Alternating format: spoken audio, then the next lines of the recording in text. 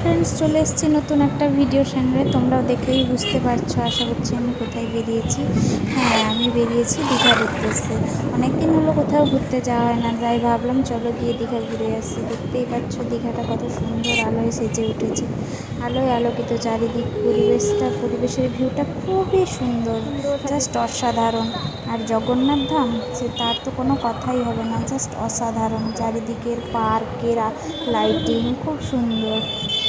আর রাস্তাটা খুব জ্যাম ছিল, কালকে ঘুরতে গেছিলাম, রাস্তাটা খুব জ্যাম ছিল। তো চলো দেখতে থাকো তোমরা কী কী করি।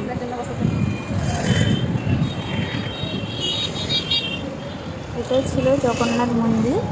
বাইরে থেকে ভিউটা নিয়েছি, ভিতরে যাইনি কালকে, কারণ অনেক ভিড় ছিল, তার জন্য ভেতরে যাওয়াটা সম্ভব হয়নি।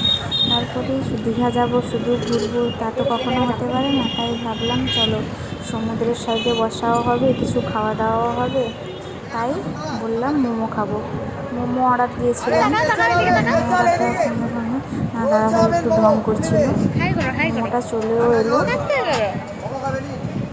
আমি একটু এখানে দাঁড়িয়ে ঢং করে নিলাম, ততক্ষণ মোমো এসেছিল না।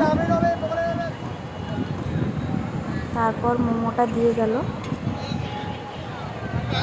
Pan fry momo. তারপরে মোমো খেতে শুধু হয় না, তারপরে ভাবলাম চলো পাপড়ি চাট একটু খাই। পাপড়ি চাটও বানিয়ে ফেললো কাকুটা, পাপড়ি চাটও খেয়ে নিলাম। একটা খাচ্ছি, তাই ভাবলাম দিই তোমাদের দাদাভাইকে একটু, তাই ওকেও দিলাম, একটু খাইয়ে দিলাম। তারপরে বসে সমুদ্রের সাইডে একটু হাওয়া বাতাস খেলাম, প্রাকৃতিক সৌন্দর্যটা উপভোগ করলাম। তারপর বাড়ি ফেরার উদ্দেশ্যে রওনা দিলাম। দেখো রাস্তার লাইটের ভিউটা খুবই সুন্দর, পুরো রাস্তাটাই টুনি লাইটে আলোকিত, খুবই সুন্দর ছিল। কেমন লাগলো তোমাদেরকে ভিডিওটা কমেন্ট ও শেয়ার করো, সাবস্ক্রাইব করে দিও। ভিডিওটা যদি ভালো লাগে কমেন্ট, শেয়ার অ্যান্ড সাবস্ক্রাইব করে দিও। সেই জায়গাটাই খালি ভিড় বেশি। ভিডিওটা এখানেই শেষ করলাম। টাটা সবাইকে, পরবর্তী নতুন একটা ভিডিও নিয়ে আসবো।